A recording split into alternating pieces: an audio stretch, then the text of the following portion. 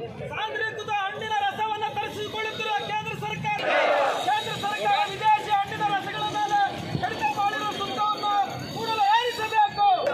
ಭಾರತ ದೇಶದ ಹಣ್ಣಿನ ರಸಗಳಿಗೆ ಮಾರುಕಟ್ಟೆ ಮಾಡಲೇಬೇಕು.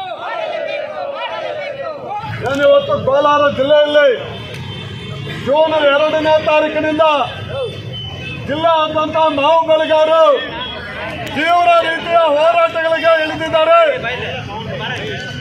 ಮೇ ತಿಂಗಳು 15ನೇ ತಾರೀಕು ಶ್ರೀನಿವಾಸಪುರದಲ್ಲಿ ಎಪಿಎಂಸಿನ ಮಾರ್ಕೆಟ್ನಲ್ಲಿ ಪ್ರಾರಂಭವಾದಂತಹ ಮಾವಿನ ವಹಿವಾಟು ಇಡೀ ಅವಿಭಜಿತ ಕೋಲಾರ ಜಿಲ್ಲೆಯಾದ್ಯಂತ 1.25 ತಿಂಗಳಿಂದ ಈ ಒಂದು ವಹಿವಾಟು ನಡೀತಾ ಇದ್ರು ಕೂಡ ಈ ಕೂಡಲೇ ಬೆಂಬಲ ಬೆಲೆ ಘೋಷಣೆ ಮಾಡಬೇಕು ಅಂತ ಹೇಳಿ ಜಿಲ್ಲಾದ್ಯಂತ ಪ್ರತಿಭಟನೆಗಳ ರಾಜ್ಯ ಸರ್ಕಾರ ಕೂಡ ಬೆಂಬಲ ಬೆಲೆ ಘೋಷಣೆ ಮಾಡದೆ ಮಾವು ಬೆಳೆಗಾರರನ್ನು ಬೀದಿಗೆ ತಂದಿದ್ದಾರೆ. ಇದರ ವಿರುದ್ಧ ಇವತ್ತು ಸಿಪಿಎಂ ಪಕ್ಷದ ನೇತೃತ್ವದಲ್ಲಿ ಜಿಲ್ಲಾ ಕೇಂದ್ರದಲ್ಲಿ ಪ್ರತಿಭಟನೆ ನಡೀತಾ ಇದೆ. ಈ ದಿನ ಆದ್ರೂ ಕರ್ನಾಟಕ ರಾಜ್ಯ ಸರ್ಕಾರ ಬೆಂಬಲ ಬೆಲೆ ಘೋಷಣೆ ಮಾಡಲಿಲ್ಲ ಅಂತಂದ್ರೆ ಇಡೀ ಜಿಲ್ಲೆಯ ಬಂದ್ಗೆ ಇವತ್ತು ನಾವು ಹೋಗಬೇಕಾಗಿದೆ. ಅದನ್ನು ಎಚ್ಚರಿಕೆ ಕೊಡಲಿಕ್ಕೆ ಇವತ್ತು ಈ ಪ್ರತಿಭಟನೆ ನಡೀತಾ ಇರೋದು. ಈ ಸಂದರ್ಭದಲ್ಲಿ ಜಿಲ್ಲಾ ಕಾರ್ಯದರ್ಶಿಗಳು ಈ ವಿಚಾರವನ್ನು ಕುರಿತು ನಾಗರಿಕ ಬಂಧುಗಳೇ, ಮಾಧ್ಯಮದ ಗೆಳೆಯರೇ, ಕೇಂದ್ರದಲ್ಲಿ ಸಿಪಿಎಂ ಪಕ್ಷದ ಜಿಲ್ಲಾ ಸಮಿತಿಯ ವತಿಯಿಂದ ಈ ಪ್ರತಿಭಟನೆಯಲ್ಲಿ ನಾವು ಉಚಿತ ಮಾವಿನ ಹಣ್ಣನ್ನು ಹಂಚುವಂತ ಕಾರ್ಯಕ್ರಮದ ಭಾಗವಾಗಿ ಪ್ರತಿಭಟನೆಯನ್ನು ಮಾಡ್ತಾ ಇದ್ದೀವಿ. ಬರೀ ಮುಖ್ಯವಾಗಿ ಈಗಾಗಲೇ ನಮ್ಮ ನವೀನ್ ಅವರು ಹೇಳಿದಂತ ರೀತಿಯಲ್ಲಿ ಕಳೆದ 1 ತಿಂಗಳಾಗಿದೆ ಮಾರುಕಟ್ಟೆ ಪ್ರಾರಂಭ ಆಗಿ. ಇವತ್ತೆಲ್ಲರಿಗೂ ಗೊತ್ತಿರ್ತಕ್ಕಂಥದ್ದು, ಜಗತ್ತಿನಲ್ಲಿ ಮಾವು ಬೆಳೆಯೋದ್ರಲ್ಲಿ ಭಾರತ 95 ಲಕ್ಷ ಟನ್ನಿಂದ 120 ಲಕ್ಷ ಟನ್ ಒಂದು ವರ್ಷದಲ್ಲಿ ಮಾವು ಉತ್ಪಾದನೆ ಆಗುತ್ತೆ. ಕರ್ನಾಟಕ 4ನೇ ಸ್ಥಾನದಲ್ಲಿದೆ. 15 ಲಕ್ಷ ಟನ್ ಕರ್ನಾಟಕದಲ್ಲಿ ಮಾವು ಉತ್ಪತ್ತಿ ಆಗುತ್ತೆ. ಕೋಲಾರ ಜಿಲ್ಲೆಯಲ್ಲಿ 10 ಲಕ್ಷ ಟನ್ ಮಾವು ಉತ್ಪತ್ತಿ ಆಗುತ್ತೆ. 10 ಲಕ್ಷದಲ್ಲಿ 8 ಲಕ್ಷ ಮಾವು ಇವತ್ತು ತೋತಾಪುರಿ ಏನಿದೆಯೋ ಜ್ಯೂಸ್ಗೆ ಹೋಗ್ತಕ್ಕಂಥ ಮಾವು ಇದೆ. ಇವತ್ತು ಕರ್ನಾಟಕ ರಾಜ್ಯ ಸರ್ಕಾರಕ್ಕೆ ಕಳೆದ 20 ವರ್ಷಗಳಿಂದ ನಾವು ಕೇಳ್ತಾ ಇದ್ದೀವಿ, ಕೋಲಾರ ಜಿಲ್ಲೆಯಲ್ಲಿ ಕೃಷಿ ಆಧಾರಿತ ಕೈಗಾರಿಕೆಗಳಾಗಬೇಕು.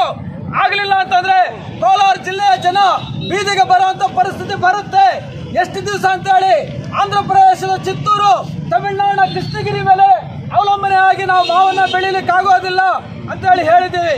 ಬಂಧುಗಳೇ, 2018ರಲ್ಲಿ ಮಾವಿಗೆ ಬೆಲೆ ಕುಸಿತ ಆದಂತ ಸಂದರ್ಭದಲ್ಲಿ ದಿಢೀರ್ನೆ ಕುಮಾರಸ್ವಾಮಿ 2,000 ರೂಪಾಯಿ ಅವತ್ತು ಬೆಂಬಲ ಬೆಲೆ ಘೋಷಣೆ ಮಾಡಿದ್ರು.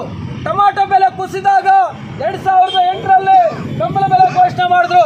ಆದ್ರೆ ಇವತ್ತು ಬಿಟ್ಟಿ ಭಾಗ್ಯಗಳನ್ನು, ಅನೇಕ ಭಾಗ್ಯಗಳನ್ನು ಕೊಡ್ತಾ ಇರತಕ್ಕಂತ ಸಿದ್ದರಾಮಯ್ಯನವರಿಗೆ ಕೋಲಾರ, ಚಿಕ್ಕಬಳ್ಳಾಪುರ ಈ ಭಾಗದ ರೈತರು ಇವತ್ತು ಮಾವಿನ ಬೆಲೆಯನ್ನೇ ಇವತ್ತು ಬದುಕನ್ನ ಕಟ್ಟಿಕೊಂಡು ಮಕ್ಕಳನ್ನ ಓದಿಸ್ತಕ್ಕಂಥದ್ದು, ಮನೆ ಕಟ್ಟುವಂಥದ್ದು, ಮಕ್ಕಳಿಗೆ ಇವತ್ತು ಮದುವೆ ಮಾಡತಕ್ಕಂಥ ಎಲ್ಲ ಆಧಾರವಾಗಿ ಇಟ್ಕೊಂಡಿರ್ತಕ್ಕಂಥದ್ದು ಲಕ್ಷಾಂತರ ಜನ ಇವತ್ತು ಇದರ ಮೇಲೆ ಅವಲಂಬನೆ ಆಗಿದ್ದಾರೆ. ಆದ್ರೆ 1 ತಿಂಗಳಿಂದ ಇವತ್ತು ಈ ಪರಿಸ್ಥಿತಿ, ಬೀದಿಗೆ ಬರುವಂತ ಪರಿಸ್ಥಿತಿ ಬಂದರೂ ಕೂಡ ಇವತ್ತಿನ ತನಕ ಇವತ್ತು ಅದರ ಬಗ್ಗೆ ತೀರ್ಮಾನ ತಗೊಳ್ಳಿಕ್ಕಾಗಲಿಲ್ಲ. ಅವಿಭಜಿತ ಕೋಲಾರ ಜಿಲ್ಲೆಯನ್ನ ಸಂಪೂರ್ಣವಾಗಿ ಇವತ್ತು ಸಿದ್ದರಾಮಯ್ಯನವರು ನಿರ್ಲಕ್ಷ್ಯ ಮಾಡಿದ್ದಾರೆ ಅಂತಕ್ಕಂಥದ್ದು. ಮತ್ತೆ ಭಾರಿ ಪ್ರಮುಖವಾಗಿ ಇವತ್ತು ಮಾವಿನ ಬೆಳೆಗಾರರು ಬೀದಿಗೆ ಬರಲಿಕ್ಕೆ ಕೇಂದ್ರ ಸರ್ಕಾರ ಕೂಡ ಇವತ್ತು ಕಾರಣ ಆಗಿದೆ. ಬಂಧುಗಳೇ, ನಾನು ಆಗ್ಲೇ ಹೇಳ್ದಂಗೆ ಜಗತ್ತಿನಲ್ಲಿ 1ನೇ ಸ್ಥಾನದಲ್ಲಿ ಹಣ್ಣುಗಳನ್ನು ಬೆಳೆಯೋದ್ರಲ್ಲಿ ಭಾರತ ಇದ್ರೂ ಕೂಡ ಇವತ್ತು ಅಮೆರಿಕಾದಂತಹ, ಉಕ್ರೇನ್ ಅಂತಹ, ಇವತ್ತು ಬೇರೆ ಬೇರೆ ಚೈನಾ, ಈ ತರದ ಅನೇಕ ದೇಶಗಳಿಂದ ಇವತ್ತು ಭಾರತ ದೇಶಕ್ಕೆ 126 ರಾಷ್ಟ್ರಗಳಿಂದ ಸಾಂದ್ರೀಕೃತ ರಸ, ಹಣ್ಣುಗಳ ರಸ ಇವತ್ತು ಡಂಪ್ ಆಗ್ತಾ ಇದೆ.